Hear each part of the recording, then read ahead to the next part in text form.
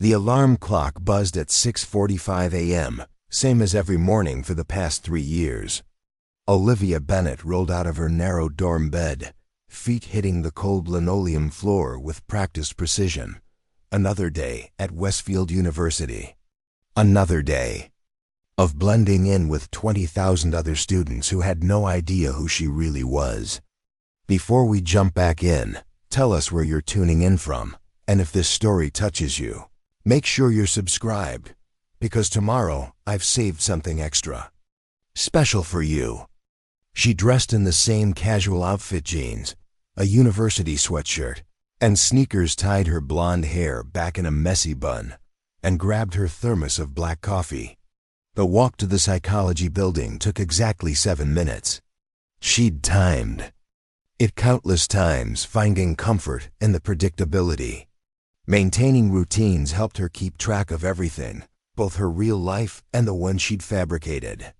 While the popular sororities and campus athletes got all the attention, Olivia preferred to remain invisible. A 3.8 GPA, psychology major with a minor in criminology.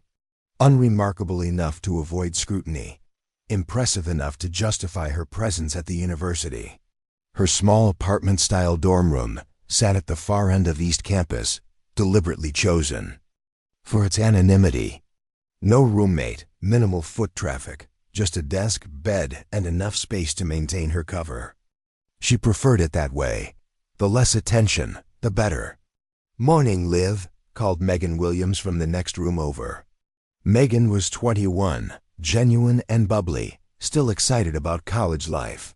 She'd been trying to crack Olivia's reserved shell for months with little success. "Good morning," Olivia replied politely, settling into her seat as Professor Harmon's criminal psychology lecture began. She powered up her laptop and pulled up her notes. Today's topic: behavioral analysis and profiling techniques. The irony wasn't lost on her. The work was familiar, requiring attention to detail but little creativity. Perfect for someone who wanted to disappear. Olivia had mastered the art of being competent but unremarkable, engaged enough to avoid suspicion, invisible enough to be forgotten. Around noon, the midday study session began in the library. Olivia took her usual seat in the back corner, textbooks ready. Professor Harmon walked through complex case studies and psychological assessments. She copied down relevant information, made appropriate notes, and said nothing. But as Harmon spoke, Olivia's attention drifted to the window overlooking the campus security office. A black SUV with government plates had pulled up, and 2 men in dark suits emerged, showing credentials to the campus police officer at the entrance. Preparing and narrating this story took us a lot of time, so if you are enjoying it, subscribe to our channel. It means a lot to us. Now back to the story. Her fingers unconsciously tensed around her pen as she watched them enter the building. For just a moment, muscle memory flickered through her body, the feel of a weapon in her hand, the slight rush of adrenaline during an operation, the hyper-awareness that came with working undercover. She caught herself and forced her attention back to Harmon's presentation. "Bennett," Harmon said suddenly, "you've done excellent work on criminal psychology profiles this semester, correct?" "Yes, sir. I find the subject fascinating." Olivia nodded, making a note she didn't need. She'd already memorized every profiling technique in the textbook twice. Details like that were why she'd survived 3 years in this role without making waves. The study session ended and students filed out discussing their various assignments. Olivia lingered, pretending to organize her notes while the room emptied. Through the window, she could see the suited men emerging from the security office, now accompanied by the dean of students. The sight stirred something deep in her chest, a familiar tension she'd learned to suppress. Back at her dorm, Olivia dove into her criminal psychology homework. Case studies, behavioral analyses, psychological assessments, all the moving pieces that made up her major. She knew most of these cases by heart, had studied the psychological patterns, memorized the behavioral indicators. All of it was familiar territory, but not for the reasons her professors assumed. Her phone rang, interrupting her thoughts. "Hello, this is Olivia," she answered casually. "Olivia, it's Rachel from the dean's office. There's been a scheduling issue with your financial aid meeting tomorrow. Can you come in at 2 p.m. instead of 10 a.m.? Olivia's hand tightened on the phone. The financial aid office never called about scheduling changes, they sent emails. And she hadn't scheduled any financial aid meetings. "Of course," she said evenly. "I'll be there at 2. After hanging up, Olivia stared at her laptop screen for a long moment. Her psychology homework was open, showing analyses of criminal behavior patterns, but her mind wasn't on the assignment. It was on the code phrase she'd just heard. Scheduling issue with financial aid was a warning from her handler. Something had been compromised. She closed her laptop and moved to her closet, reaching behind her neatly arranged clothes to a hidden panel in the back wall. Inside was a secure phone, a passport with a different name, and $5,000 in cash or emergency kit. She checked the phone. One message: verify campus security, possible breach. Olivia allowed herself one brief moment of anxiety before compartmentalizing. She'd been prepared for this possibility. 3 years of deep cover at Westfield, gathering intelligence on Professor Victor Harmon's suspected connections to domestic terrorism, all while maintaining the perfect cover as an ordinary psychology student. By Monday afternoon, as students flooded the campus center for lunch, Olivia had identified 3 surveillance teams. 2 men near the library pretending to be maintenance workers. A woman in the administration building who'd been checking in at the front desk for too long, and the black SUV that had returned, now parked near her dormitory. Her question was answered during Professor Harmon's afternoon lecture when he dropped an unusual comment. "Remember, the psychology of terrorism isn't just about understanding extremism," Harmon said, his eyes scanning the room but lingering just a moment too long on Olivia. "It's also about recognizing when you're being watched." The pointed remark sent ice through Olivia's veins. This wasn't about her cover being blown. This was about Harmon realizing he was under investigation, and somehow he'd connected it to her. After class, Olivia returned to her dorm room to find a thick psychology journal she didn't recognize sitting on her desk. Inside was a note: "I know who you are. Meeting tonight. 8 p.m. Eastwood Park. Come alone or I release everything." Olivia's pulse quickened as she read through the implied threat. The journal contained photograph surveillance pictures of her meeting with her handler 6 months ago, copies of encrypted communications, evidence that someone had been watching her while she watched Harmon. This wasn't just a breach. This was a complete compromise of her operation. 3 years of careful work potentially destroyed. But who had discovered her? Harmon himself, or someone else entirely? "Heavy reading for a psychology student," said a voice behind her. Olivia turned to see Megan standing in her doorway, which she'd left ajar in her distraction. Her neighbor was holding 2 cups of coffee, offering one with a smile. "Just some extra research," Olivia replied carefully, accepting the coffee. "Thanks," Megan lingered, glancing at the journal.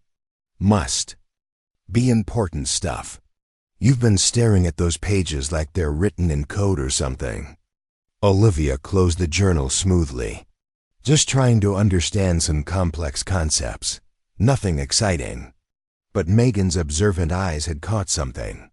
"You know, Liv, I've lived next door to you for almost 2 years. And I've never seen you look at anything the way you were just looking at that journal, like you actually felt something about what was inside."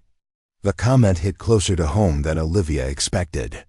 She'd built her entire identity around emotional detachment, but apparently her mask had slipped.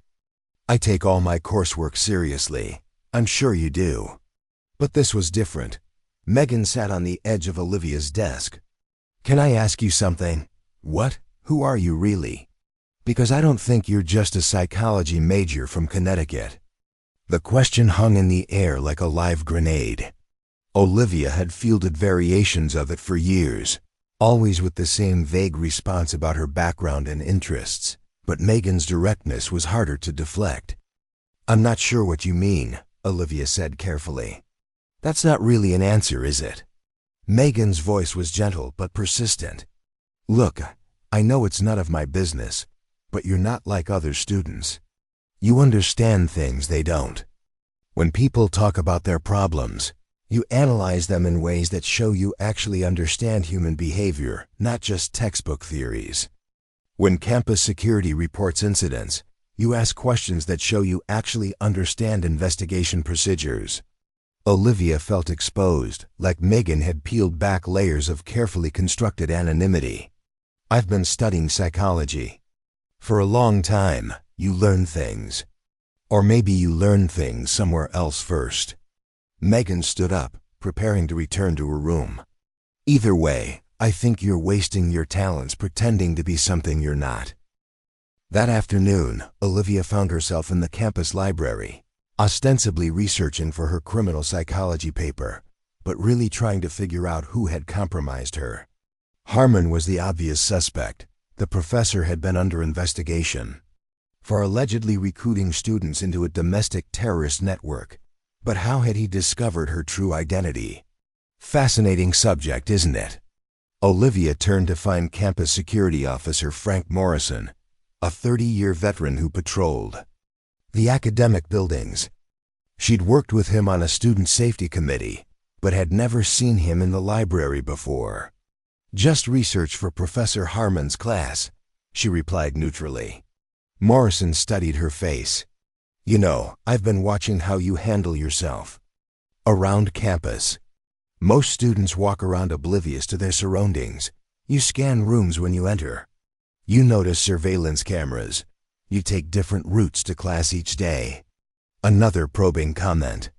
Another person seeing through her facade. Olivia felt like she was walking a tightrope, one wrong step away from exposure. "I'm safety conscious," she said. "Fair enough." Morrison walked closer to the bookshelf. "These books on criminal psychology are pretty advanced. Profiling techniques used by federal agencies, not your typical undergraduate reading."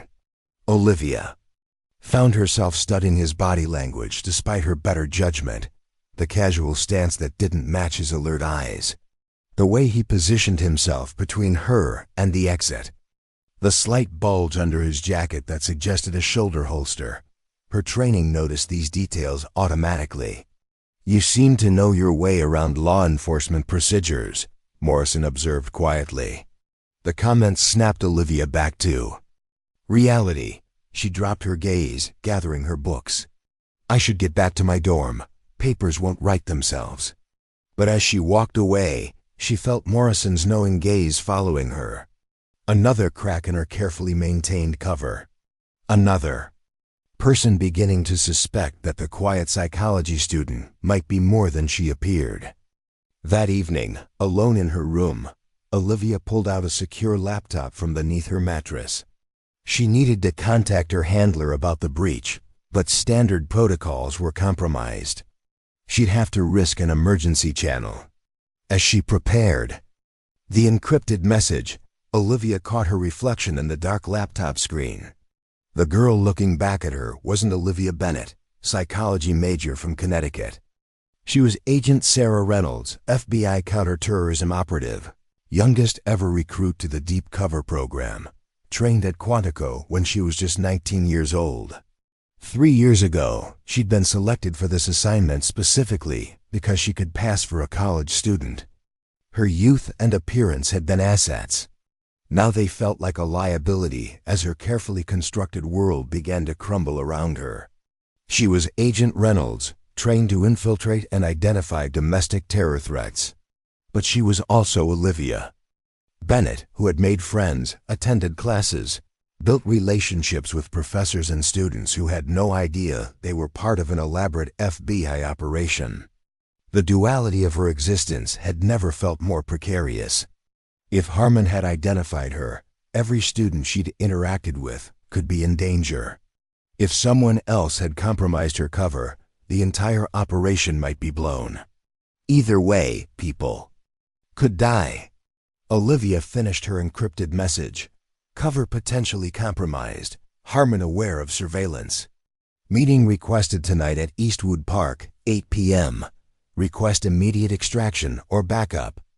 She sent the message, knowing there might not be time for a response. The meeting was in 3 hours, and she needed to prepare for every possible scenario. As a psychology student, Olivia Bennett carried textbooks and highlighters. But as Agent Reynolds, she carried weapons and training that could keep her alive when things went wrong. And things were definitely going wrong. The problem was immediate and obvious. Eastwood Park was a sprawling wooded area at the edge of campus, perfect for an ambush. If Harmon had discovered her identity, he wouldn't be coming alone. If it wasn't Harmon but someone else who'd compromised her, the situation could be even more unpredictable. Olivia checked her secure phone again. No response from her handler. Time was running out, and she would have to make decisions alone. She carefully prepared what appeared to be a normal backpack's textbooks on top, but beneath them a slim Kevlar vest, a small caliber pistol with suppressor, and surveillance equipment. Standard FBI field kit, concealed in plain sight as the belongings of a dedicated student. Her phone rang with the standard ringtone, her regular phone, not the secure one. Hello? Liv, it's Megan. Listen. Professor Harmon just sent out an email canceling tomorrow's morning class because of an emergency faculty meeting. Thought you'd want to know since you're always so punctual. Olivia's blood turned to ice. There was no faculty meeting scheduled for tomorrow. This was another signal, perhaps a warning, perhaps a trap. Thanks for letting me know, she managed to say. No problem. Hey, wanna grab dinner at the campus center tonight? They're having that pasta special you like. Dinner at the campus center would mean she'd have an alibi. Witnesses who could place her away from Eastwood Park. It would be the smart play: ignore the meeting, maintain her cover, wait for instructions from her handler. I can't tonight, Olivia said. I have a research project to finish.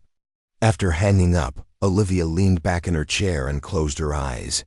The smart play was to maintain cover, but instinct told her something bigger was happening.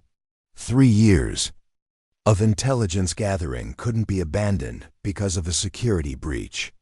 If Harmon was indeed recruiting students for a domestic terror cell, people's lives were at stake. Rough night? Megan's voice brought Olivia back to the present. Her neighbor was standing in the doorway again, watching her with concerned eyes. Just stressed about assignments, Olivia replied. Megan perched on the edge of Olivia's desk again. A habit that was becoming more frequent. The meeting at Eastwood Park? I heard about it through some friends. Apparently Harmon's group is planning something big. Olivia looked up sharply. What do you know about that? Relax, I'm not asking for details. But I do know Harmon's been recruiting students for his special study group for years. And I know that you've been watching him very carefully. Megan's voice dropped lower. I also know you're not really a transfer student from Connecticut. Your accent slips sometimes when you're tired. And no regular student has the kind of situational awareness you do. Olivia felt the walls closing in. Megan was too observant, asking too many questions, getting too close to truths that needed to stay buried. I don't know what you're implying, Olivia said carefully. I'm not implying anything. I'm stating it directly. Megan leaned closer. You're not really a psychology student, are you? At least not just a student. The accusation hung between them like a challenge. Olivia had two choices: maintain her cover with a convincing denial, or trust someone for the first time in 3 years. Before she could respond, her phone rang again. Her secure phone, the one only her handler had the number for. This is Bennett, she answered, using her cover name despite Megan's presence. Olivia, this is University Housing, said a male voice she didn't recognize. We've had reports of a water leak in your building. We need all residents to evacuate immediately for safety inspection. It was another code phrase. Water leak meant imminent danger. Safety inspection meant a tactical team was being deployed. The FBI was coming, and they were coming in force. Understood. How long should we expect to be out? At least 2 hours. Bring anything essential you might need. Olivia ended the call and looked at Megan, who was watching her with increasing suspicion. We need to evacuate, Olivia said. Water leak in the building. That's interesting. Megan replied. Because I just saw the maintenance crew leave for the day. And housing emergencies come through the ARA, not directly to students. The standoff between them was interrupted by the sound of a helicopter approaching, its rotors thundering over the dormitory. Through her window, Olivia could see tactical vehicles pulling into the parking lot. The FBI wasn't just coming, they were conducting a full-scale operation. What's happening, Olivia? Megan asked, her voice now deadly serious. Or should I call you something else? Olivia made her decision. My name is Special Agent Sarah Reynolds, FBI Counterterrorism Division. This dormitory is about to become part of a federal operation, and we need to leave now. Megan's eyes widened, but she didn't look surprised, she looked vindicated. I knew it. I knew you weren't just a student. How did you know? Olivia asked, quickly gathering her essential items and the emergency kit. Because I'm not just a student either, Megan said, pulling out a badge of her own. Agent Megan Williams, D. I've been investigating a drug manufacturing operation that runs through the chemistry department. Our cases must have overlapped somehow. The revelation hit Olivia like a physical blow. For 3 years, she'd been living next door to another undercover agent, both of them maintaining elaborate covers, neither recognizing the other. Is your target Harmon? Megan asked quickly. Yes, suspected of recruiting students for a domestic terror cell. Yours? Professor Klein in chemistry. We think he's manufacturing designer drugs, using university equipment, distributing through student networks. The pieces clicked together in Olivia's mind. The meeting tonight at Eastwood Park, it's not just about Harmon's group. It's a meet between your operation and mine. Both professors working together. Megan nodded grimly. That would explain why both our agencies are moving in simultaneously. The operation's been compromised, and they're extracting all undercover assets. A sharp knock at the door interrupted them. 2 men in tactical gear stood in the hallway. Agent Reynolds, Agent Williams, we have orders to escort you out immediately. The operation is being executed now. As they were rushed down the back stairwell, Olivia caught glimpses of what was happening. Tactical teams were moving through the dormitory. Students were being safely evacuated from the building. Vehicles with federal markings surrounded the campus. 3 years of deep cover, maintaining a perfect facade as an ordinary psychology student, all culminating in this moment. Everything she'd worked for, every relationship she'd built, every class she'd attended, all part of an operation that was now ending in a full tactical assault. Outside, they were guided to an unmarked SUV. Inside sat Assistant Director Thomas. Clark, Olivia's supervisor from Quantico. Agent Reynolds, Agent Williams, he acknowledged them. I apologize for the dramatic extraction, but we've confirmed that both your covers were compromised. Professor Harmon identified Agent Reynolds 3 days ago and has been feeding false information to see what we would do. Professor Klein discovered Agent Williams last week. How? Olivia asked. Facial recognition software. Harmon has a brother who works for a security firm with access to limited law enforcement databases. He ran your photo and got a partial match to your academy graduation. What about the meeting tonight at Eastwood Park?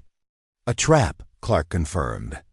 We intercepted communications indicating they plan to identify both of you publicly, compromising not just your covers, but potentially exposing other operations. As the SUV pulled away from campus, Olivia looked back at Westfield University, the place that had been her home for 3 years. The dormitory where she'd lived, the classrooms where she'd studied, the library where she'd spent countless hours maintaining her cover while gathering intelligence. All of it was behind her now.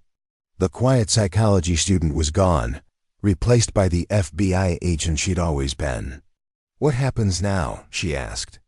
"Debriefing at the field office, then reassignment," Clark replied.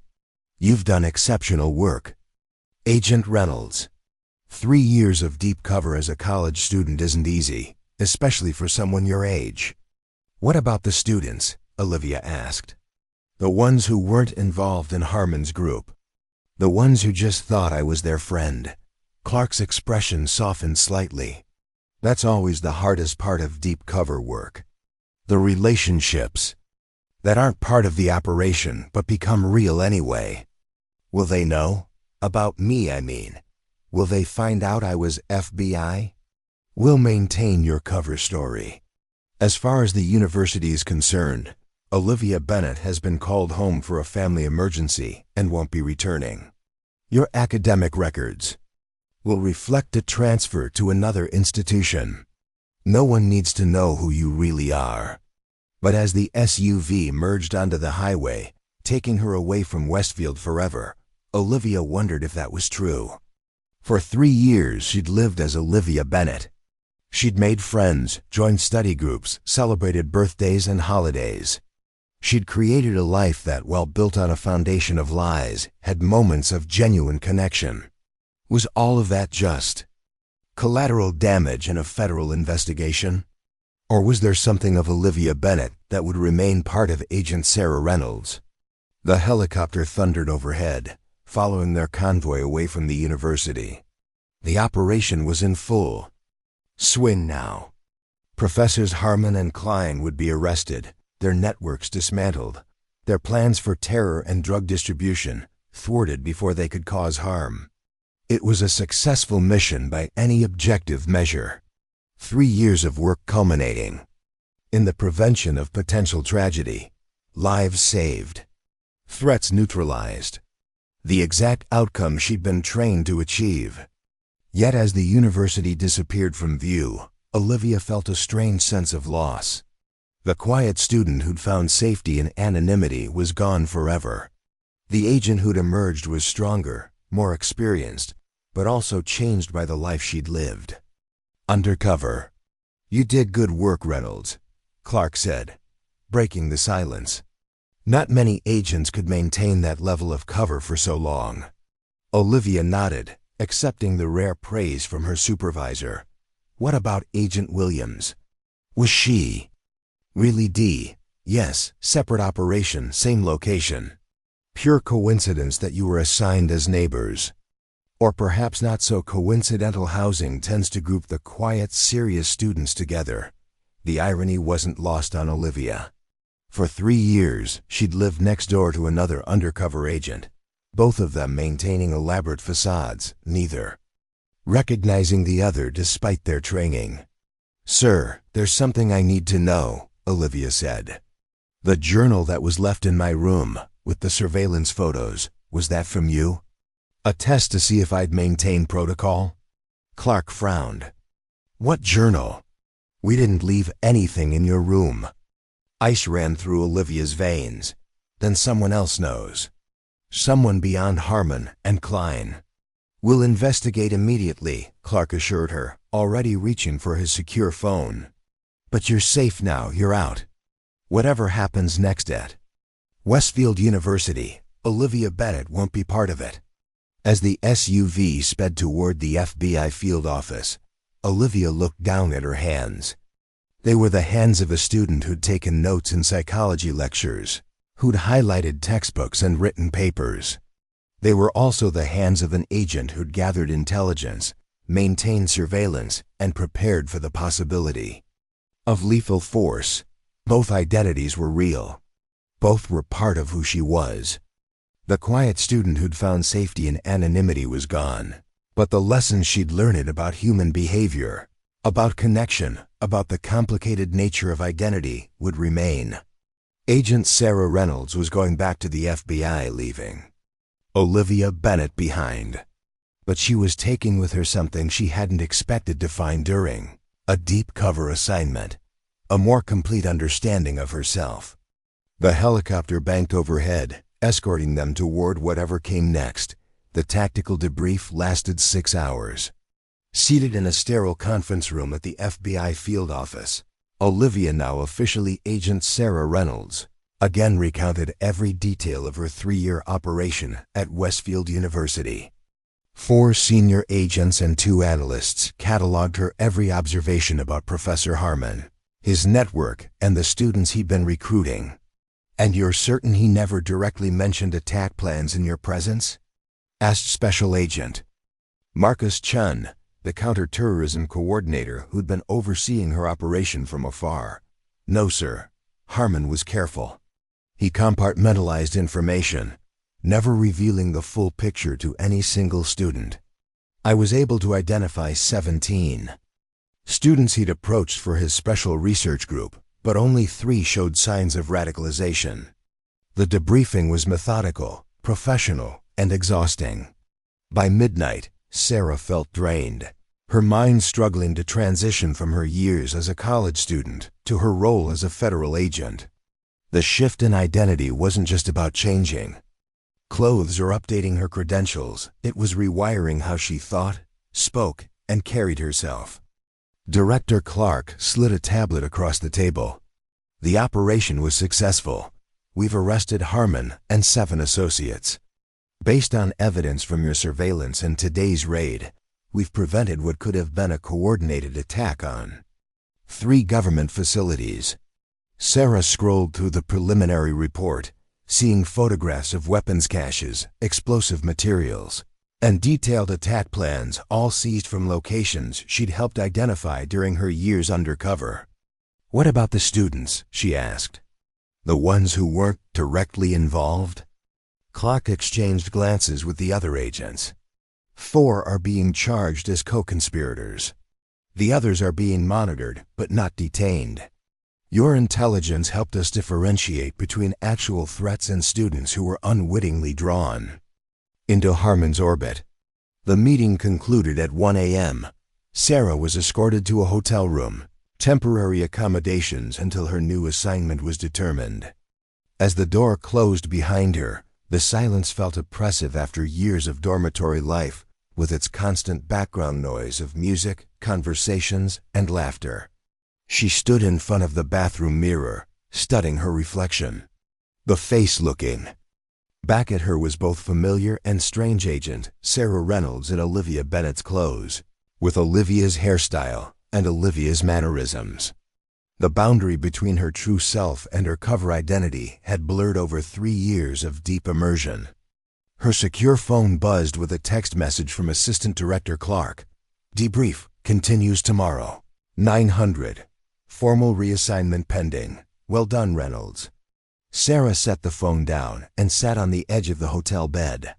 For 3 years, she'd lived according to a carefully constructed schedule: classes, study sessions, social events, all meticulously planned to maintain her cover while gathering intelligence. Now suddenly unmoored from that structure, she felt adrift. Sleep came fitfully, punctuated by dreams where she was back on campus, trying to warn students about a danger they couldn't see, her voice never quite loud enough to be heard. The next morning brought more debriefings, more questions, more analysis of the operation's outcomes. Sarah recounted everything she could remember about Professor Klein's activities in the chemistry department, providing supplemental intelligence for Agent Williams' D case. "Your observations actually fill some critical gaps in our understanding of their distribution network," said DIA, Assistant Director Harrison. "Even though you weren't tasked with monitoring Klein, your situational awareness provided valuable intelligence." During a brief break, Sarah found Megan, Agent Williams in the hallway, both of them clutching coffee cups as if they were still sleep-deprived college students cramming for finals. "But you're not the first agent to struggle with this, and the Bureau has resources. Mandatory psychological debriefing, reintegration training. It helps. Before Sarah could respond, an aide appeared in the doorway. Agent Reynolds? Director Clark needs you in conference room B. Immediately, the name hit Sarah like a physical blow. Viktor Zacharov, former Russian intelligence, now running a private military company with ties to various extremist groups. The FBI had been building a case against him for years, but he'd remained elusive, operating from jurisdictions beyond American reach. Zacharov has been funding Harmon's operation, explained one of the unknown agents. But he's been using it as cover for something bigger. The university was just a recruitment center for a much larger network. Clark tapped the display, zooming in on the satellite imagery. This compound was identified based on intelligence gathered during yesterday's operation. It's a training facility in rural Pennsylvania. Sophisticated setup weapons training, combat scenarios, explosives manufacturing. Why am I here? Sarah asked, already suspecting the answer. Because Zacharov knows you, Clark said grimly. The surveillance photos in that journal weren't just to expose you at Westfield. They were to identify you to his entire network. Sarah's mind raced. He wants revenge for Moscow. The other agents looked confused, but Clark nodded. Agent Reynolds has history with Zacharov. 2 years before her undercover assignment at Westfield, she was part of a joint FBI-Interpol operation that disrupted Zakharov's weapons smuggling operation in Eastern Europe. He lost millions and narrowly escaped capture. The implications were clear. So this isn't just about Harmon's domestic terror cell, Sarah said. Zacharov has been using the university as a recruiting ground and testing facility for his own operations while simultaneously tracking me. Exactly, and now he knows we've moved on Westfield. He'll be accelerating whatever he's planning next. Clark pointed to the satellite imagery again. This compound was abandoned when our teams arrived this morning. They cleared out within hours of our operation at the university. They're relocating, and we need to find out where. Sarah studied the tactical display, her mind shifting fully into agent mode for the first time since her extraction. Have we identified any of Zakharov's operatives from the university? Beyond Harmon and Klein? That's why you're here. Clark said, we need you to review personnel files, identify anyone who might be connected to Zakharov's network. Your 3 years on campus give you insights our analysts don't have. For the next 12 hours, Sarah worked through databases of university employees, student records, and surveillance footage, flagging individuals who might have connections to Zakharov's operation. Her intimate knowledge of campus life allowed her to identify patterns that might otherwise have been missed. Campus security, she said finally, looking up from her screen. Officer Frank Morrison, the one who approached me in the library. He's been at Westfield for 10 years, but his background doesn't check out. The law enforcement experience on his resume can't be verified. Clark nodded. Good catch. We'll add him to the priority list. Sarah continued working through records, her focus absolute. This was what she'd been trained for: analyzing intelligence, identifying connections, unraveling complex networks of relationships and activities. After 3 years of maintaining her cover as a psychology student, she was finally applying those skills directly to a high-priority investigation.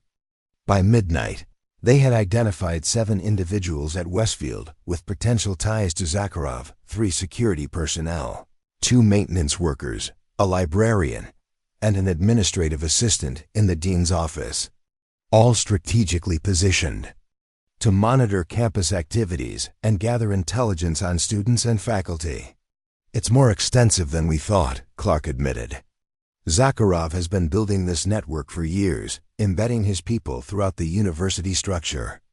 Sarah studied the tactical board where they'd mapped the relationships between Zakharov's operatives. This wasn't just about recruiting students for domestic terrorism. He was creating a talent pipeline identifying students with specific skills, personalities, and vulnerabilities, then recruiting them for operations abroad. And using Harmon as the public face, Clark agreed. If anything went wrong, the investigation would focus on Harmon's domestic terror connections, not Zacharov's international network. The realization brought a new urgency to their work. Zacharov wasn't just fleeing after a compromised operation, he was relocating a sophisticated recruitment and training infrastructure that had been years in the making. As dawn broke, Sarah found herself alone in the conference room, staring at the tactical display. Something was nagging at her, a connection she couldn't quite place. Her psychology training, both her real FBI training and her cover studies at Westfield had taught her to trust these intuitive leaps. Eastern Pennsylvania, she murmured to herself. Rural compound, accessible but isolated. She pulled up a map on her tablet, studying the geography around Westfield University. The compound they discovered was approximately 2 hours from campus, close enough for regular visits, but far enough to avoid casual discovery. If Zacharov was relocating his operation, he'd want similar parameters. Sarah began analyzing property records, focusing on recent purchases or leases within a specific radius of Westfield. The pattern emerged quickly: 3 properties purchased through different shell companies, but with similar transaction structures, all within the past month. She was still working when Clark returned at 06:00. "Oh, I think I've found it," she said without preamble. 3 properties forming a triangle about 90 miles west of Westfield. Each purchased through different fronts, but the signature is consistent with Zakharov's previous real estate acquisitions. Clark examined her analysis, his expression shifting from skepticism to growing certainty. "Good work, Reynolds. I'll get satellite imagery and dispatch surveillance teams." "There's more," Sarah continued. "Based on the timing of these purchases, Zacharov wasn't just reacting to our operation. He was already planning to relocate. The breach of my cover wasn't an accident, it was deliberate. He wanted us to move on Westfield so he could accelerate his timetable." The implication hung in the air between them. They hadn't disrupted Zakharov's plans, they'd inadvertently facilitated them. Clark made a quick call, ordering immediate surveillance of the properties Sarah had identified. "If you're right about this, we're looking at a much larger operation than we initially thought." "I am right," Sarah said with quiet confidence. 3 years undercover teaches you to see patterns others miss. Zacharov is relocating his entire recruitment and training operation, not just fleeing a compromised site. 4 hours later, preliminary surveillance confirmed Sarah's analysis. The property she'd identified showed signs of recent activity: increased vehicle traffic, security enhancements, and the arrival of equipment consistent with training facilities. In the tactical briefing that followed, Sarah found herself at the center of the planning process, her insights shaping the FBI's response to Zakharov's operation. "Agent Reynolds will provide operational oversight," Clark announced to the assembled team. "Her knowledge of Zakharov's methods and personnel is critical to this mission's success." Sarah felt a shift in how the other agents regarded her. No longer just a young agent returning from deep cover, but a valuable asset with unique expertise. Her 3 years as Olivia Bennett hadn't been wasted time. They'd been specialized training for exactly this moment. As the tactical team prepared for deployment, Sarah retreated to a quiet corner of the operations center. The adrenaline of the investigation had carried her through the night, but now exhaustion was setting in. She closed her eyes briefly, trying to center herself. "You should get some rest," came Megan's voice behind her. Sarah turned to see Agent Williams, now dressed in tactical gear. "You're on the strike team?" "D has jurisdiction on the chemical weapons angle," Megan explained. "Zakharov's been manufacturing more than just explosives. We've traced precursor chemicals for VX and sarin to his operation." The stakes were escalating by the hour. What had begun as an investigation into campus recruitment for domestic terrorism had evolved into a multinational counter-terrorism operation targeting weapons of mass destruction. "I've been cleared to join the tactical team," Sarah said, gesturing to her own gear. "Field support, not direct action.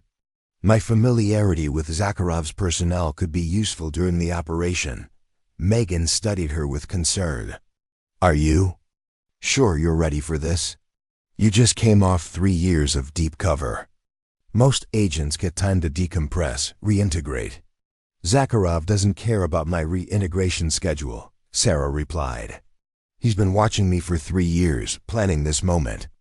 I need to be there when we take him down."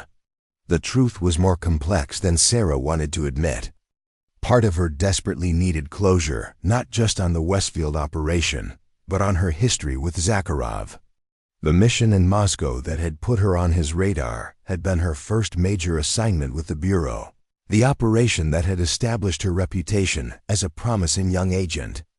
Confronting him now felt like completing a circle that had defined her career.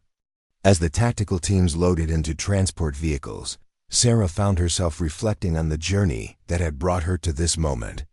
From the accelerated training program that had identified her potential at 19, to her first field operations, to the deep cover assignment at Westfield, each step had prepared her for this confrontation with a man who represented everything she'd sworn to fight against.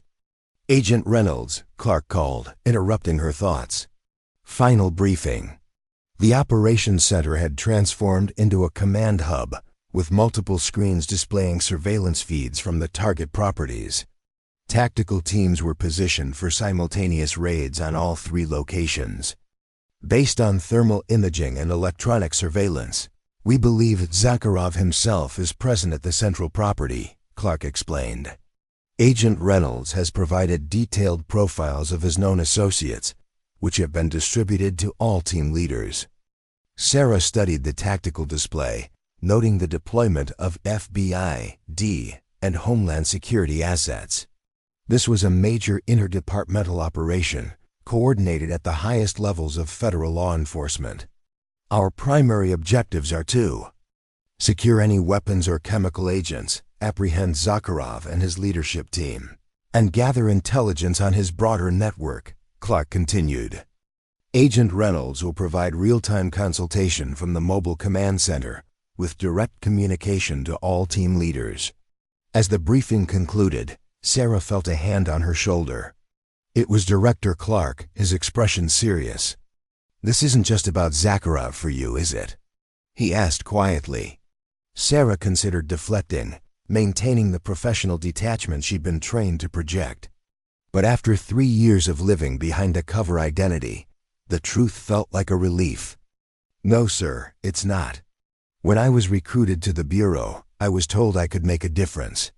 The Moscow operation showed me what that meant in practice, disrupting networks that cause real harm, preventing violence before it happens. Then I spent 3 years watching and waiting at Westfield, playing a role while Zacharov built something deadly right under my nose." Clark nodded, understanding in his eyes. "Deep cover work is some of the hardest we do. Not just because of the isolation or the constant vigilance, but because you have to watch threats develop without immediately acting on them. That patience is a special kind of courage." His words resonated with something Sarah had been feeling but couldn't articulate. The frustration of maintaining her cover while watching Harmon recruit vulnerable students. The discipline required to gather intelligence instead of intervening.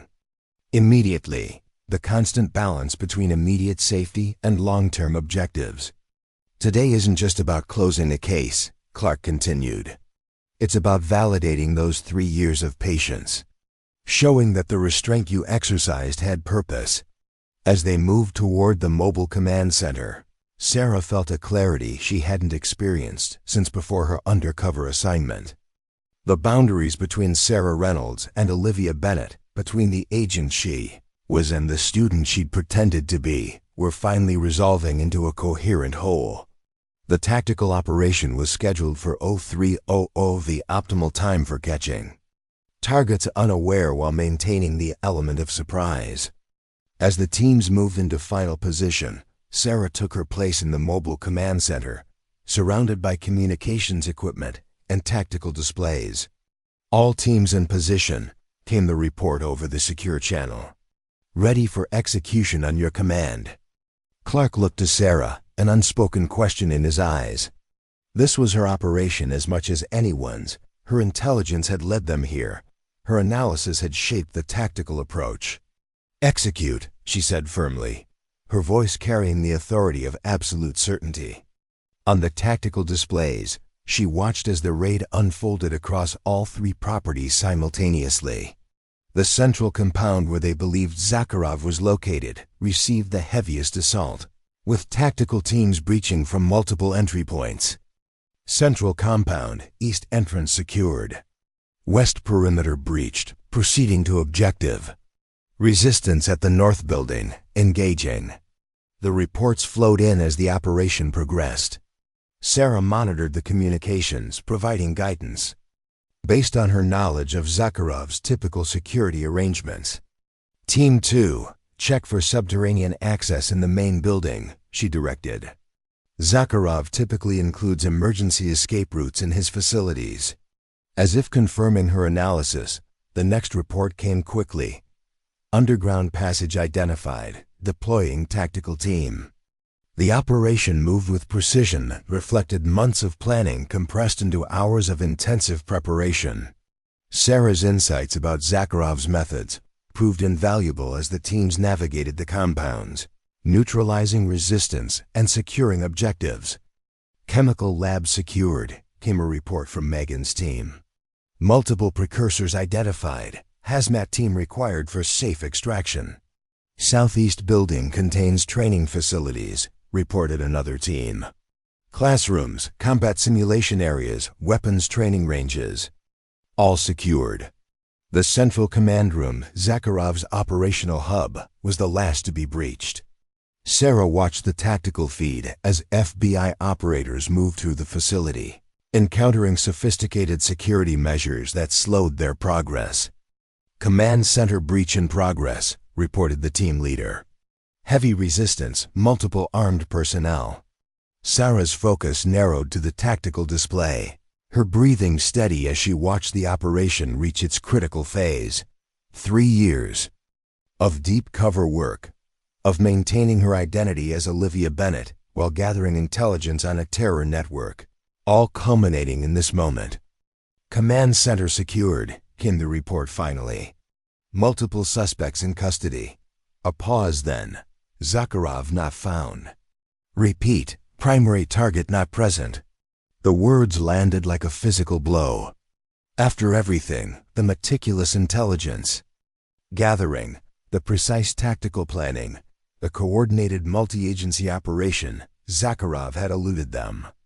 "Check all buildings again," Clark ordered. "Full sweep, including all hidden areas and escape routes." But Sarah already knew. "He's not there," she said quietly. "He knew we were coming." The realization wasn't just disappointing, it was troubling. If Zacharov had anticipated their raid on his new compound, it meant he had intelligence sources they hadn't identified. The network was more extensive than they'd believed. As the operation shifted to evidence collection and prisoner processing, Sarah stepped outside the mobile command center, needing a moment alone to process what had happened. The night air was cool against her face, a stark contrast to the tense atmosphere inside. Agent Reynolds. She turned to see Director Clark approaching, his expression somber but not defeated. "We didn't get Zacharov," he acknowledged, "but we dismantled his operation. 17 arrests, including 3 of his top lieutenants. Chemical weapons precursors secured.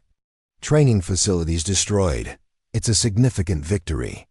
Sarah nodded, accepting the assessment while still feeling the weight of the incomplete mission. "He'll rebuild. He always does." "Yes," Clark agreed, "but not here, and not easily. Your work at Westfield and your analysis of his new operation have set him back significantly. That's how these battles are won, not all at once, but through persistent pressure and disruption." As they stood in the pre-dawn darkness, surrounded by the controlled chaos of a major federal operation, Sarah felt herself fully inhabiting her identity as Agent Sarah Reynolds again. The psychology student from Westfield was now a memory, a role she had played with skill and dedication, but not who she truly was. "What happens now?" she asked. "Now," Clark said, "we build on what we've learned. We follow the intelligence trail, identify the remaining nodes in Zacharov's network, and continue applying pressure until he makes a mistake. And he will make a mistake." Sarah looked across the compound where federal agents were processing evidence and securing prisoners. The operation hadn't achieved its ultimate objective of capturing Zacharov, but it had dealt a significant blow to his organization. "And my role?" she asked. Clark turned to face her directly. "That depends on you. After 3 years of deep cover, you've earned a regular field assignment if you want it. Or you could join the analytical team working Zacharov's case full-time. Your insights into his methods would be invaluable." The choice represented more than just a career decision. It was about who Sarah wanted to be after her experience as Olivia Bennett. The deep cover assignment had changed her, revealing aspects of her character and capabilities she hadn't fully understood before. As the sun began to rise over the eastern horizon, casting long shadows across the compound, Sarah made her decision. The quiet student who had found safety in anonymity was gone, but the lessons she had learned about patience, observation, and the complex nature of identity would remain. "I want to stay on Zacharov's case," she said firmly. "Not from behind a desk, but in the field. No more deep cover for now, but active investigation. He's been watching me for 3 years. It's time I returned the favor." Clark nodded, respect evident in his expression. "Welcome back, Agent Reynolds. The real work begins now." 6 months after the raid on Zacharov's compound, Sarah found herself in a nondescript federal building in downtown Philadelphia. Zacharov Task Force, a joint FBID Homeland Security initiative, had set up operations in the 7th floor offices, transforming the space into a hub of intelligence analysis and operational planning. The central conference room had become a tactical center, its walls covered with photos, timelines, and connection maps detailing Zakharov's global network. In the center was a digital display tracking known associates, suspected operations, and financial transactions across 6 continents. "Intelligence from Kiev," announced Special Agent Marcus Chun, pinning a new document to the board. "Zacharov was spotted meeting with arms dealers 3 weeks ago. He's rebuilding his supply chain." Sarah studied the intelligence report, noting details that others might miss. The meeting location is significant.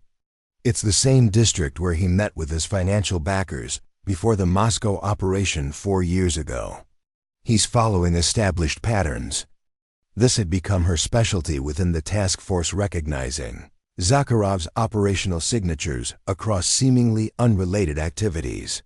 3 years of studying human behavior as a psychology student had honed her already impressive analytical skills, allowing her to see connections that more experienced agents sometimes missed. "Good catch, Reynolds," said Assistant Director Clark, who had remained involved with the task force despite his broader responsibilities. "Update the pattern analysis and see if we can predict his next move based on the Kiev meeting." The work was intense and demanding, requiring constant vigilance and meticulous attention to detail. But after 3 years of maintaining a cover identity, of living as someone else while gathering intelligence in tiny, carefully measured increments, the direct pursuit of Zacharov felt liberating. Sarah's phone buzzed with a notification. A facial recognition hit from international surveillance networks. Possible Zacharov sighting in Bucharest. She flagged it for verification, adding it to the growing constellation of data points tracking the elusive target's movements. "He's planning something big," said Megan Williams, who had joined the task force after their successful joint operation. The D agent had become Sarah's closest colleague, their shared experience of deep cover work, creating a bond that needed no explanation. "These movements, these meetings, they're not just about rebuilding. He's accelerating toward a specific objective." Sarah nodded, the same conclusion forming in her own analysis. The question is, what's the target? And when? As if in answer, Clark called for everyone's attention. "New intelligence from NSA intercepts," he announced, his expression grave. "Zacharov's network has been accessing information about diplomatic security protocols. Specifically, for next month's European Security Conference in Geneva." The implications were immediately clear. The ESC would bring together senior government officials from 23 countries, including cabinet-level representatives from the United States. "He's planning an attack on the conference," Sarah said, already moving toward the intelligence station. "We need to alert Swiss authorities and conference security immediately." "It's not that simple," Clark cautioned. "We don't have actionable intelligence yet, just patterns and indications. If we raise a full security alert without specific threat details, we risk Zacharov going to ground or shifting to a different target." Sarah understood the dilemma. Intelligence work often involved this delicate balance. Acting too soon could cause a target to disappear, while waiting too long could allow an attack to proceed. "Then we need to develop actionable intelligence," she said firmly. "And we need to do it quickly." The next 12 hours were a frenzy of coordinated intelligence gathering. Sarah led a team analyzing Zacharov's previous operational patterns. When targeting high-profile events, Megan coordinated with European law enforcement to track suspicious movements of known associates. Technical specialists monitored communications and financial transactions that might reveal the specific nature of the planned attack. By midnight, the outlines of Zacharov's plan were becoming clearer. Financial transfers to shell companies in Switzerland. Travel records showing key operatives converging on Geneva. Specialized equipment purchases consistent with an operation requiring covert access to secured facilities. "He's not planning a direct attack," Sarah concluded, presenting her analysis to the assembled task force. "That would be too crude for Zacharov. Based on these patterns, he's planning an intelligence operation likely aimed at compromising the secure communications network being established for the conference." Clark studied the evidence she'd assembled. Accessing diplomatic communications would give him leverage over multiple governments simultaneously. Classic Zacharov, always looking for maximum impact with minimum exposure. "The conference begins in 3 weeks, Sarah continued. "Based on the movement of his personnel, I believe Zacharov is already in Europe, coordinating the final preparations." The strategic implications were discussed late into the night. Simply alerting conference security wouldn't be enough. Zacharov was too skilled at adapting his plans when faced with obstacles. They needed to catch him in the act with enough evidence to ensure his capture and prosecution. "We need to be on the ground in Geneva," Sarah argued. A small team working closely with Swiss authorities but maintaining operational flexibility. Clark considered the proposal, weighing the risks against the potential reward of finally capturing Zacharov. "You realize he knows you," he said to Sarah. "If you're part of this operation, you'll be walking into the sights of someone who's been tracking you for years." "That's exactly why I need to be there," Sarah replied. "I understand how he thinks, how he plans. And yes, he knows me, which means I can be used as a calculated distraction if necessary." After further discussion, the decision was made. A small operational team would deploy to Geneva, working under diplomatic cover with the American delegation to the conference. Sarah would lead the intelligence component, with Megan providing operational support and 3 additional specialists handling technical and surveillance aspects. 48 hours later, Sarah was on a government flight to Switzerland, reviewing operational plans and security protocols for the European Security Conference. The jet's secure communication systems allowed her to remain connected to the task force in Philadelphia, continuing to analyze incoming intelligence, even while in transit. Zakharov's financial networks show increased activity in Geneva, reported Agent Chen via secure video link. 3 transactions in the past 24 hours, all to companies associated with technical security services. He's placing people inside the conference security infrastructure, Sarah concluded. Classic infiltration strategy: use legitimate contractors to gain access to secure areas.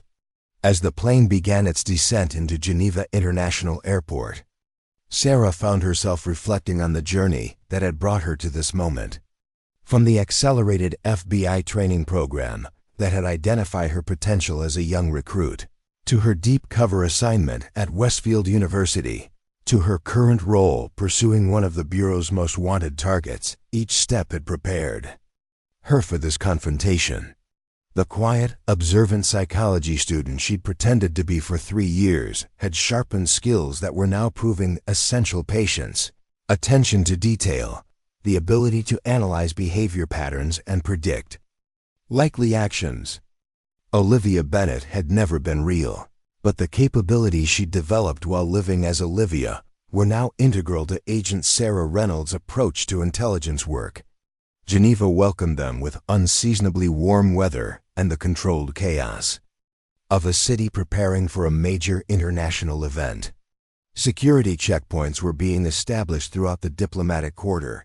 Media crews set up broadcasting positions. Protesters gathered in designated areas, their diverse causes united by the opportunity to gain global attention. The FBI team established operations in a secure suite at the American consulate, coordinating with Swiss federal police and conference security officials. Sarah's diplomatic cover identified her as a State Department security consultant, giving her access to conference planning meetings and security briefings. The technical security contract was awarded to Helios Systems, reported their Swiss liaison, Colonel Weber. They're handling communications infrastructure, including the secure network for diplomatic delegations. Sarah exchanged glances with Megan. Their intelligence had already identified Helios as a potential front for Zacharov's operation. We'll need complete personnel files for everyone Helios has assigned to the conference, Sarah requested, and access to their technical specifications for the communications network. Over the next 48 hours, they methodically analyzed every aspect of the conference security preparations, looking for vulnerabilities Zacharov might exploit. The pattern became clear. 3 Helios technicians had backgrounds that couldn't be fully verified. Their work assignments gave them access to the secure communications hub being established in the conference center's basement. "This is how he's getting in," Sarah explained during their operational briefing. "These technicians aren't his primary operatives. They're just creating the access point. His real team will exploit it during the conference." Colonel Weber looked skeptical. "The communication center is under constant surveillance. No unauthorized personnel can enter without being detected." "They won't need physical access," Sarah countered. "The technicians are installing modified equipment that will allow remote access to the network. Based on Zakharov's previous operations, I believe they're creating a digital backdoor that can be exploited from anywhere with the right encryption keys." The evidence was compelling enough to convince Swiss authorities to modify their security approach without alerting Zakharov's team that they'd been compromised. Rather than replacing the suspect technicians, which would warn Zacharov that his operation had been detected, they would allow the installation to proceed while implementing additional monitoring systems to track the expected intrusion. "We're letting him set the trap," Megan observed as they finalized the operational plan. "But we'll be waiting when he tries to spring it. It's the only way to catch him in the act," Sarah confirmed. "Zacharov is too careful, too experienced to be caught in the planning phase. We need to let him commit to the operation." The calculated risk was approved at the highest levels of both American and Swiss authorities. The European Security Conference would proceed as scheduled, with enhanced but unobtrusive security measures in place. The compromised communications network would be allowed to go live, but with sophisticated monitoring systems ready to track any unauthorized access. 3 days before the conference, Sarah was reviewing security camera footage from the communications center installation when she noticed something unexpected. One of the suspect technicians had taken a particular interest in the delegation offices on the conference center's 3rd floor, specifically the office assigned to the American delegation. He's not just after the communications network, she realized, calling an emergency meeting of the operational team. Zacharov has a secondary objective targeting the American delegation specifically. The revelation changed their tactical approach. While maintaining surveillance on the communications center, they also implemented enhanced security measures for the American delegation spaces. Discreet technical sweeps revealed sophisticated surveillance devices hidden in the office furniture devices that weren't part of the official security system. He's hedging his bets, Sarah explained. The network infiltration is the primary operation, but he's also gathering intelligence directly from the American delegation as a backup. Or the Americans are his real target, and the network infiltration is the distraction, suggested Colonel Weber. Sarah considered this possibility, reviewing what they knew about Zacharov's methods. No, the pattern doesn't fit. He wants access to multiple diplomatic communications, not just the American delegation. But he's especially interested in what our team is discussing. As the final preparations for the conference were completed, tension mounted within the Joint Task Force. Surveillance teams tracked the suspect technicians, monitoring their movements and communications. Technical specialists maintained constant vigilance over the conference network, ready to detect any unauthorized access. Sarah barely slept, her mind constantly processing new information, looking for patterns that might reveal Zacharov's ultimate objective. The challenge wasn't just anticipating his next move, but doing so without alerting him to their awareness of his operation. The conference opened with the expected diplomatic ceremonies and public statements from participating nations. Behind the scenes, the security operation maintained its vigilant watch, monitoring for any sign of Zacharov's anticipated move. On the 2nd day, as policy discussions began in earnest, the first indication of the attack appeared. Technical specialists detected subtle probes of the conference network security systems, digital reconnaissance, testing for vulnerabilities. "It's starting," Sarah announced, gathering the operational team in their secure command center. The pattern matches Zacharov's previous cyber operations. He's testing our defenses before the main intrusion. The probes continued throughout the day, becoming more sophisticated as they mapped the network's architecture and security protocols. Sarah directed the technical team to allow limited access enough to convince Zakharov's operatives that their backdoor was functioning as intended, but not enough to compromise sensitive communications. "He's building confidence," she explained. "Tomorrow will be the actual penetration attempt, once he believes the pathway is secure." That evening, as delegates attended a formal reception at Geneva's historic Paula Wilson, Sarah remained at the command center, reviewing intelligence reports and surveillance feeds. Something was still bothering her about the operation, a sense that they were missing a crucial element of Zakharov's plan. "The timing," she murmured, studying the conference schedule. "Why this conference specifically? What's happening here that makes it valuable enough to risk exposure?" Megan joined her, bringing coffee and a fresh perspective. "The obvious answer is the concentration of high-level officials from multiple governments. Access to their communications would be a gold mine for someone in Zakharov's position. But he could target individual governments more easily," Sarah countered. "This operation is complex, resource-intensive, and high-risk. There must be something specific happening at this conference that he needs access to." They reviewed the conference agenda, looking for sessions or discussions that might have special value to Zakharov's organization. The answer came from an unexpected source, a seemingly routine announcement about international cooperation on financial crimes. "Tomorrow afternoon," Sarah noted. The American delegation is presenting a new initiative on tracking illicit financial networks across multiple jurisdictions. It's not on the main agenda, it's a sideline agreement being negotiated among 7 countries, including the ones where Zacharov has his primary financial operations, Megan realized, seeing the connection. If those countries establish new protocols for sharing financial intelligence, it could expose his entire money laundering network, Sarah finished. That's his target. Not just general diplomatic communications, but specific intelligence about how these governments plan to cooperate on financial investigations. With this insight, the full scope of Zakharov's operation became clear.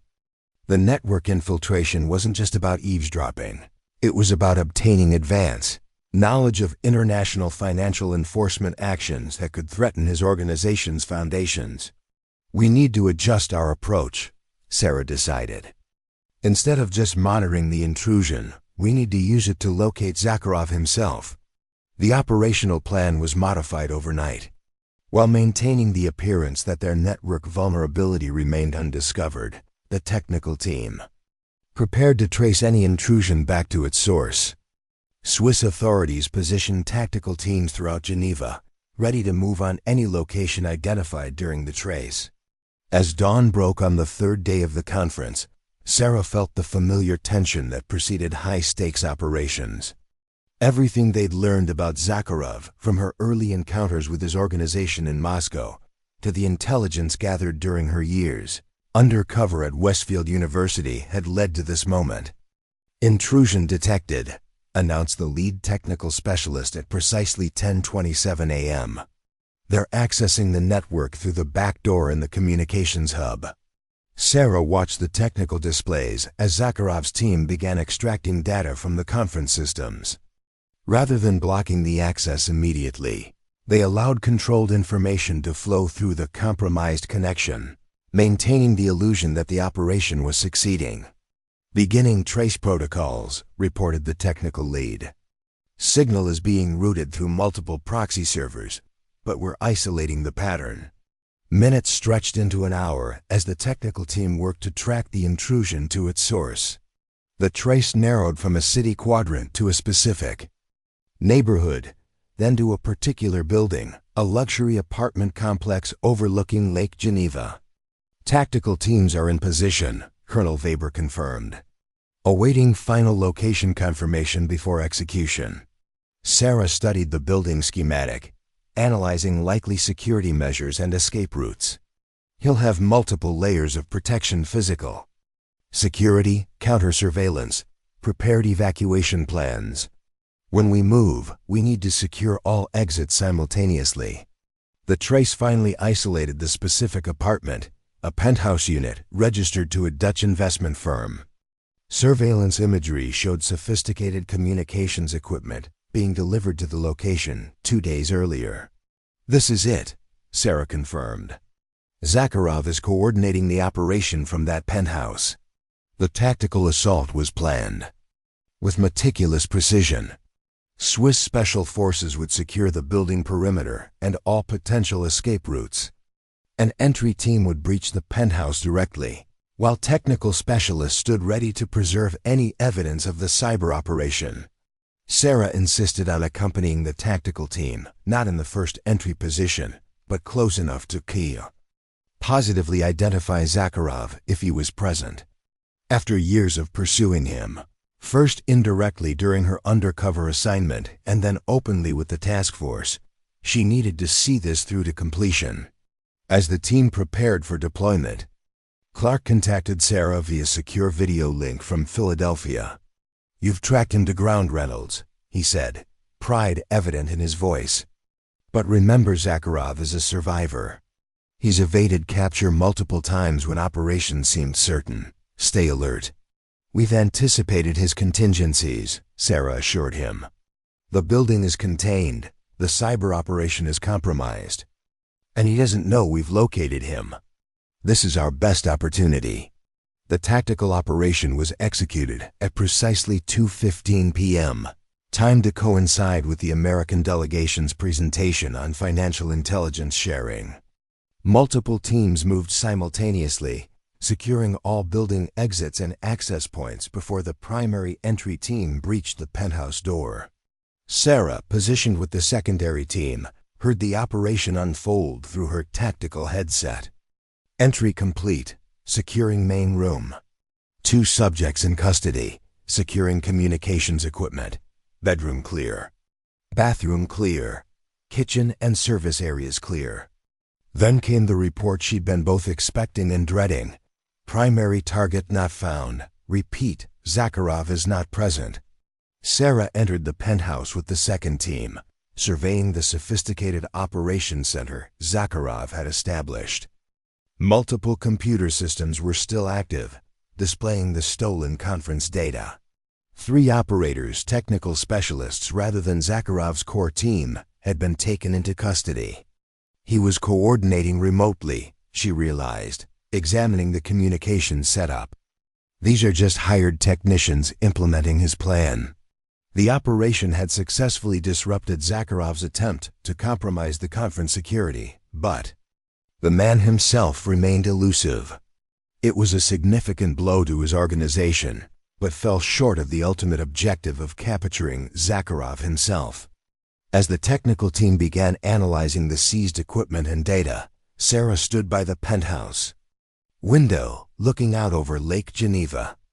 After years of pursuit from her first encounter with his network in Moscow, through her deep cover assignment at Westfield, to this operation in Geneva, Zacharov remained one step ahead. But something had changed in this encounter. For the first time, they had disrupted his operation before it was completed.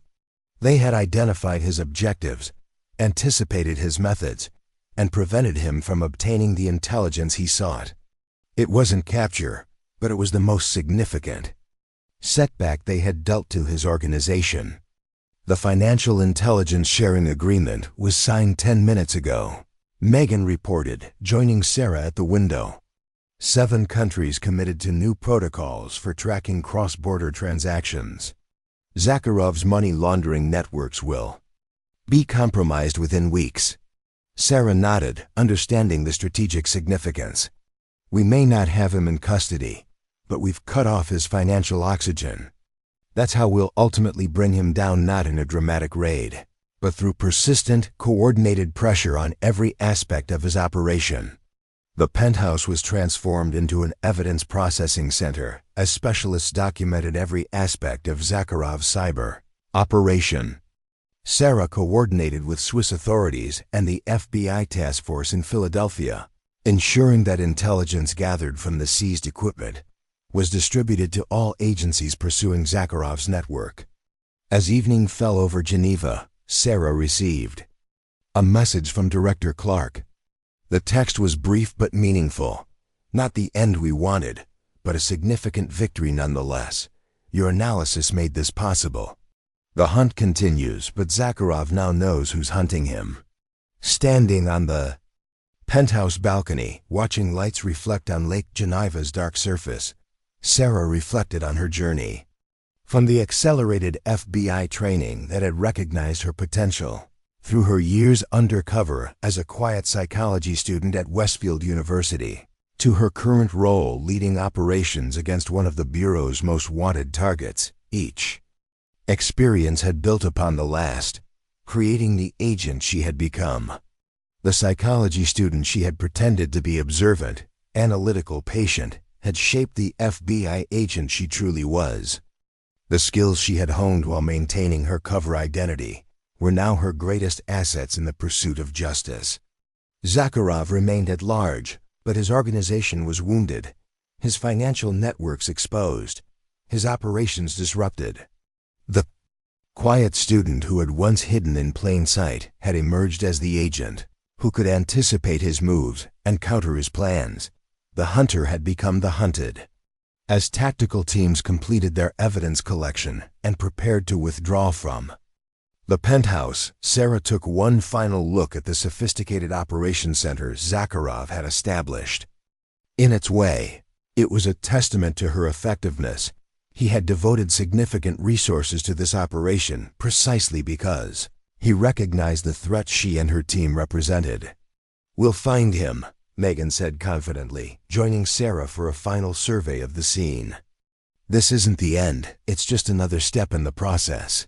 Sarah nodded, accepting both the victory they had achieved and the challenge that remained. "One step at a time," she agreed. "That's how we'll bring him down." The jet touched down at Andrews Air Force Base at precisely 1400 hours, returning Sarah Reynolds to American soil after 3 months of coordinated operations across Europe. The Geneva operation had been just the beginning. The intelligence gathered from Zacharov's penthouse had opened doors to a network more extensive than they'd initially realized, leading to operations in Berlin, Prague, and finally Warsaw. Sarah descended the aircraft steps into the bright autumn sunshine, where Assistant Director Clark waited beside a government SUV. "Welcome back, Reynolds," he greeted her, genuine respect in his voice. "The director wants to personally congratulate you on the Warsaw operation." Sarah nodded, the exhaustion of the past months evident in her posture, but not in her focused gaze. 17 arrests, 5 key lieutenants in custody, and financial networks frozen across 9 countries. "It's a start." "More than a start," Clark corrected as they settled into the vehicle. "You've dismantled 60% of Zacharov's operational capacity in just 3 months. The intelligence community is calling it the most successful counter-terrorism operation since the takedown of Al Rehen's network in 2019.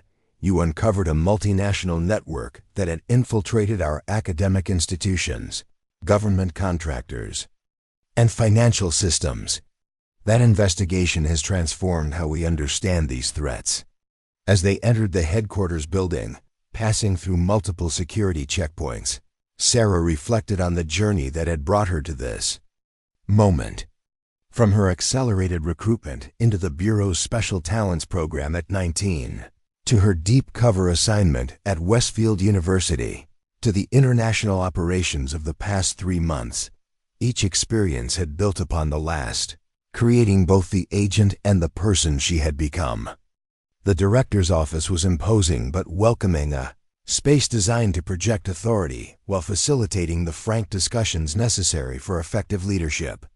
Director Morrison greeted Sarah warmly, gesturing for her to take a seat in the small conference area rather than across his formal desk. "Agent Reynolds," he began, "I've been following your work since the Westfield operation. What began as a routine domestic investigation has evolved into one of our most significant counterterrorism successes. You should be proud." "Thank you, sir," Sarah replied, maintaining the professional demeanor that had become second nature during her years of service. "But Zacharov is still out there, and his network, while damaged, remains a threat." "Which brings me to why you're here," Morrison continued. "The nature of threats like Zacharov has changed. They operate across multiple jurisdictions, blend legitimate businesses with criminal enterprises, and exploit gaps in our intelligence and enforcement structures. Traditional approaches are insufficient." He slid a folder across the table, the preliminary charter for the proposed multinational threat finance and operations division. "This division will combine intelligence analysis, financial investigation, and operational planning under a unified command structure," Morrison explained, "breaking down the silos that have hampered our effectiveness in the past. We need someone who understands these threats from multiple perspectives, someone who can think like our adversaries while maintaining the integrity and focus necessary for sustained operations." The implication was clear. Sarah opened the folder, scanning the organizational chart that placed her in a key leadership position within the new division. "It's a significant step up," Morrison acknowledged. "But your background is uniquely suited to this role. Your psychological training allows you to analyze behavioral patterns at both individual and organizational levels. Your deep cover experience gives you insight into how these networks establish and maintain their operations. And your recent fieldwork has demonstrated your ability to coordinate complex international operations." The opportunity was compelling a chance to institutionalize the approaches that had proven effective against Zacharov's network, to build systems that could identify and disrupt similar threats before they materialized. The division would be based here in Washington, Clark added, working closely with Treasury, Homeland Security, and foreign partners. You'd be building something entirely new, a capability that doesn't currently exist within our national security framework. Sarah considered the proposal, weighing the professional opportunity against her personal commitment to seeing the Zacharov case through to its conclusion. And the active pursuit of Zacharov, she asked, would remain a priority, Morrison assured her, but from a strategic perspective rather than a tactical one. Your insights would guide the overall approach while field teams implement specific operations. The meeting continued for another hour, discussing operational details, resource allocations, and integration with existing FBI structures. By its conclusion, Sarah had provisionally accepted the position, pending final approval from the Oversight Committee. As she left the director's office, Sarah found herself at another crossroads, much like the moment 3 years earlier when she'd accepted the deep cover assignment at Westfield. Each decision had shaped not just her career, but her understanding of herself and her purpose. The next 2 weeks were a whirlwind of briefings, interviews, and administrative procedures as the new division took shape. Sarah worked closely with Clark and a small team of senior agents to define operational protocols, establish intelligence sharing mechanisms, and develop the analytical frameworks that would guide the division's work. Through it all, she maintained her focus on the Zacharov case, receiving daily updates on the ongoing efforts to locate and apprehend the elusive target. The international operations had significantly degraded his network, but intelligence suggested he had established a new operational base, likely in Southeast Asia or the Middle East. He's adapting, Sarah noted during the strategy session with the Zacharov task force, shifting away from Europe and North America, where we've compromised his networks, looking for jurisdictions with less robust financial oversight and security. Cooperation. This insight guided the next phase of intelligence gathering, focusing on regions where Zacharov might attempt to rebuild his organization. Sarah's analytical approach, combining financial intelligence, behavioral analysis, and operational pattern recognition, became the model for the new division's methodology. 3 days before the official launch of the multinational threat, Finance and Operations Division, Sarah received an unexpected visitor at her temporary office in the headquarters building. Megan Williams, now elevated to senior agent after their successful European operations, arrived with information too sensitive for normal channels. "We have a credible Zacharov sighting," Megan announced without preamble. "Bangkok 48 hours ago. Facial recognition match from hotel security cameras, confirmed by human intelligence."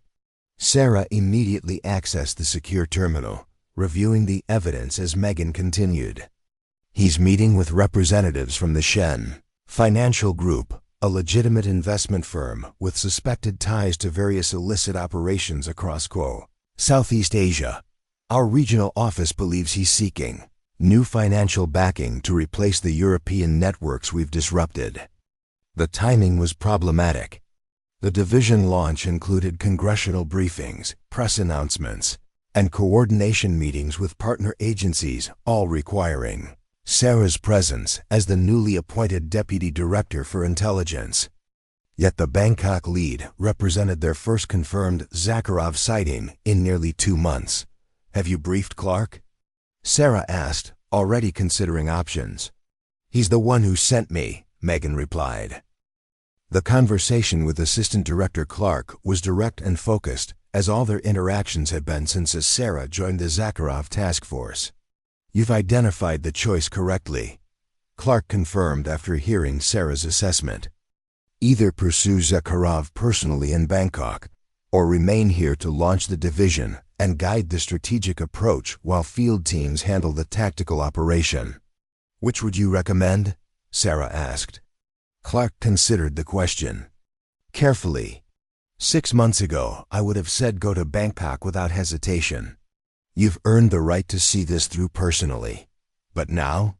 He gestured to the organizational charts and operational frameworks covering the walls of Sarah's office. What you're building here could prevent the next Zacharov before he ever becomes a threat.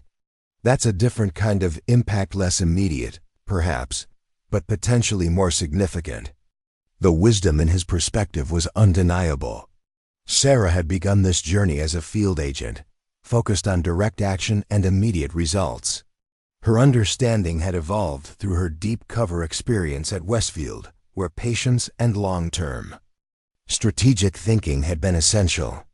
The European operations had further broadened her perspective, showing how coordinated, multinational efforts could achieve what isolated actions could not. The Bangkok operation needs your insights, Clark continued, but not necessarily your physical presence. Your analytical framework, your understanding of Zakharov's methods, these can guide the field team just as effectively from here. Sarah made her decision.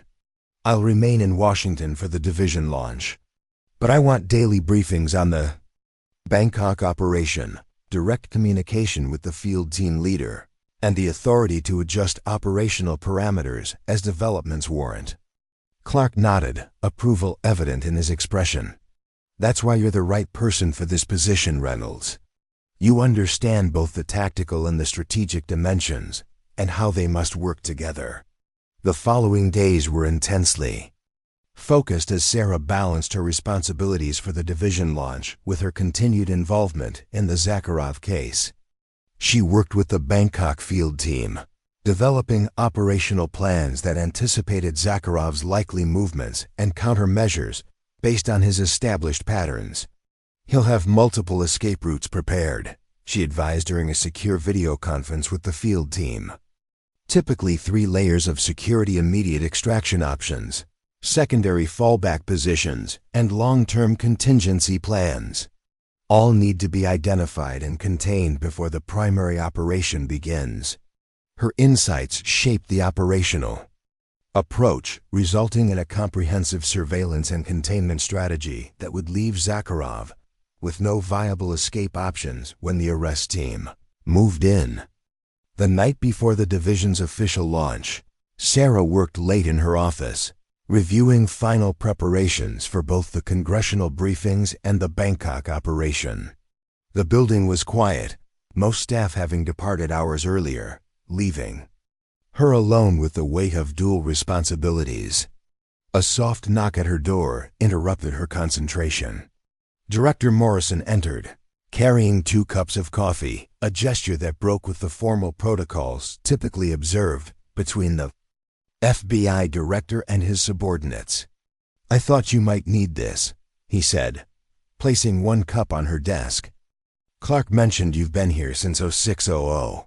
Thank you, sir, Sarah replied, grateful for both the coffee and the moment of normalcy amid the intensity of her current situation. Morrison settled into the chair across from her desk, his expression thoughtful. I understand you're still deeply involved in the Bangkok operation. Yes, sir.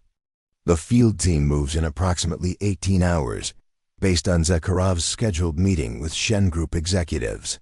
Morrison nodded, unsurprised by her detailed awareness of the operation's timeline. Many agents in your position would have insisted on being there personally. The fact that you didn't speaks to your understanding of where you can make the greatest impact. His observation was perceptive, touching on the evolution Sarah had experienced throughout her career with the Bureau. From a promising young recruit selected for accelerated training, to a deep cover operative maintaining a false identity for years, to a field agent coordinating international operations, to her current position developing strategic frameworks. For confronting complex threats, each role had expanded her perspective on what it meant to serve effectively. The Bangkok team is excellent, Sarah said. They don't need me there physically to do their job. What they need is the intelligence and analytical support that helps them anticipate Zakharov's moves before he makes them. That's exactly the perspective we need leading this division, Morrison confirmed. Understanding that our effectiveness isn't measured by individual heroics, but by our ability to build systems and teams that function cohesively across multiple domains.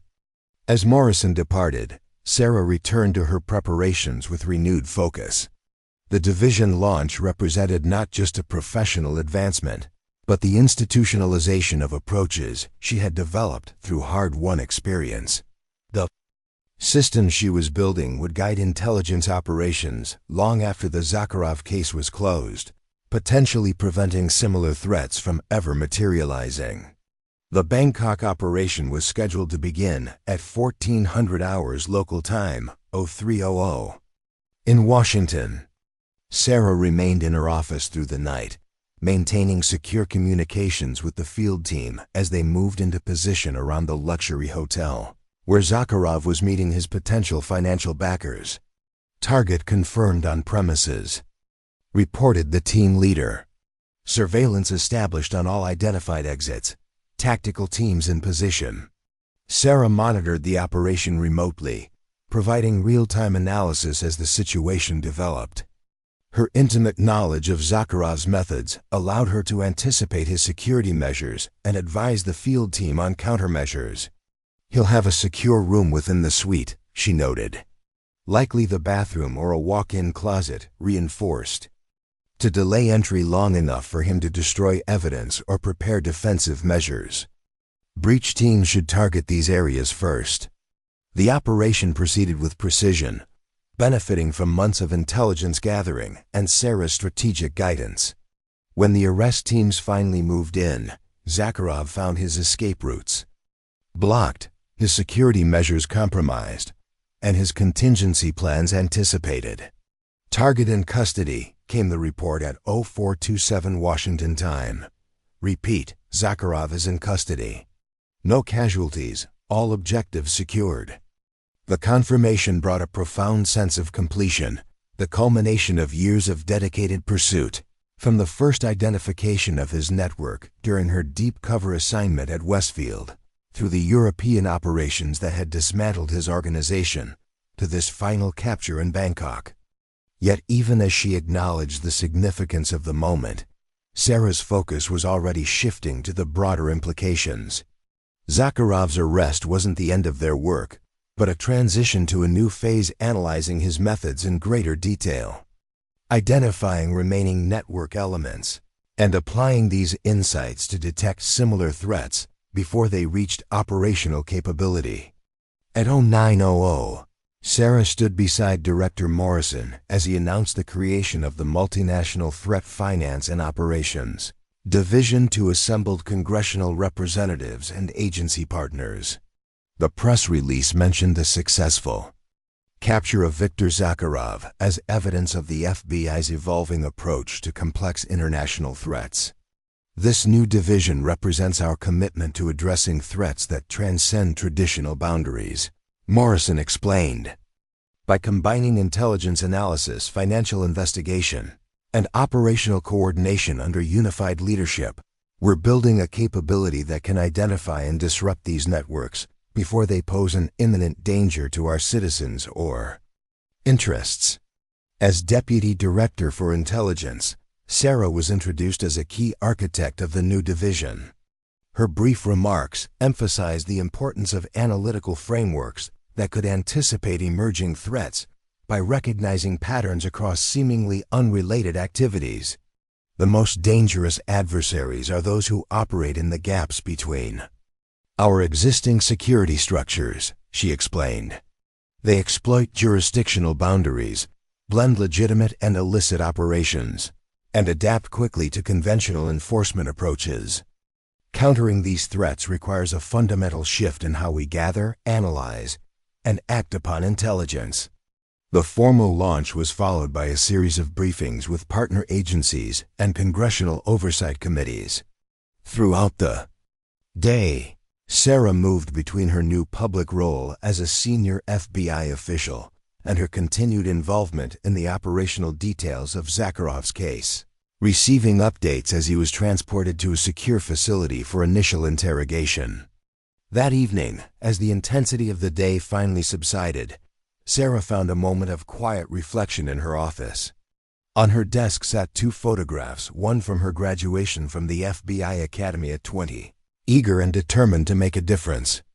The other from her time at Westfield University, where she had spent 3 years living as Olivia Bennett, psychology student and unwitting catalyst for the investigation that had defined her career. The contrast between the two images represented more than just the passage of time. They captured the evolution of her understanding from the idealistic young agent focused on direct action to the strategic leader who recognized that lasting impact often came through systems and frameworks rather than individual heroics. A knock at her door interrupted her thoughts. Megan Williams entered, carrying a secure tablet with the preliminary debrief from the Bangkok operation. "Thought you'd want to see this," Megan said, handing over the device. Zacharov's initial. Interrogation summary. "He mentioned you specifically." Sarah reviewed the report, noting Zacharov's acknowledgement that her persistence had been a significant factor in his eventual capture. "He underestimated me," she observed. "Even after all this time, he still saw me as the young agent from the Moscow operation, not as someone who could anticipate his strategic approach." "That's been his pattern," Megan agreed. "Underestimating his adversaries, particularly women in positions of authority. It's what finally brought him down." The observation carried weight beyond this specific case, highlighting a vulnerability common to many of the adversaries they faced: the tendency to dismiss or undervalue capabilities that didn't conform to their expectations. "We should incorporate that insight into our analytical framework," Sarah noted, already thinking about how to apply this lesson to the division's approach. Identifying cognitive biases in target networks that create exploitable vulnerabilities. Megan smiled, recognizing the characteristic way Sarah's mind moved between tactical details and strategic applications. "And that," she said, "is why you belong in that chair, not chasing targets in Bangkok, no matter how satisfying that might have been." The acknowledgement resonated with Sarah's own evolving perspective. The quiet psychology student she had pretended to be for 3 years had shaped the leader she had become: observant, analytical, and focused on understanding the human factors that drove both threats and opportunities. "What's next for you?" Sarah asked, knowing that Megan's temporary assignment to Washington would soon conclude. "Back to field operations," Megan replied. "There's a developing situation in Mexico that has some familiar patterns, similar to what we saw with Zacharov's early recruitment approaches. Thought I might take a look. Let me know if you need analytical support," Sarah offered. "The division will be fully operational within 2 weeks." After Megan departed, Sarah returned to the final preparations for the division's operational launch. The framework she had developed, integrating behavioral analysis, financial intelligence, and operational pattern recognition, would guide a new generation of agents in identifying and disrupting threats before they materialized. Zacharov's capture represented the conclusion of one chapter in her career, but the lessons learned through that pursuit would inform everything that followed. The psychology student who had once hidden in plain sight had emerged as a leader, capable of transforming how the Bureau approached complex international threats. As she reviewed the division's initial case assignments, Sarah recognized elements of Zacharov's operational model in several emerging networks, evidence that the approaches he had pioneered were being adopted by others seeking to operate in the shadows between legitimate and illicit worlds. This recognition didn't bring discouragement, but rather a renewed sense of purpose. The systems she was building were designed precisely for this ongoing challenge, not just to capture individual targets, but to recognize and disrupt the organizational patterns that enabled their operations. The quiet strength that had sustained her through 3 years of deep cover work at Westfield University now supported her in a different role, building the frameworks that would guide others in confronting similar challenges. translating her hard-won insights into institutional capabilities that would outlast any individual career. As midnight approached, Sarah finally prepared to leave her office, knowing that the following day would bring new challenges and responsibilities. The division she had helped create was taking shape, its potential limited only by their collective imagination and commitment. The journey from promising young recruit to senior FBI leader had been neither direct nor easy, filled with sacrifices and difficult choices. Yet each experience, even the years spent pretending to be someone else, had contributed essential elements to the leader she had become. The psychology student who had once hidden her capabilities behind a carefully constructed facade now stood at the forefront of the Bureau's evolution, her unique combination of analytical insight and operational experience shaping how they would confront the complex threats of an increasingly interconnected world. As she gathered her things to leave, Sarah noticed a small note that had been placed on her desk, handwritten in Director Morrison's distinctive style. The most valuable agents are those who can see both the forest and the trees, who understand how tactical details connect to strategic objectives. Your journey has given you that perspective. Use it wisely. The simple acknowledgement captured what Sarah had come to understand through her years of service. That lasting impact came not from individual heroics, but from building systems that empowered others to succeed, from translating personal insights into institutional capabilities, from seeing beyond immediate objectives to long-term transformation. The quiet student who had once hidden in plain sight had found her true voice in shaping how the Bureau confronted the challenges of an evolving threat landscape. And in that evolution, both personal and professional, lay the most meaningful victory of all. Up next, you've got 2 more standout stories right on your screen. If this one hit the mark, you won't want to pass these up. Just click and check them out. And don't forget to subscribe and turn on the notification bell so you don't miss any upload from us.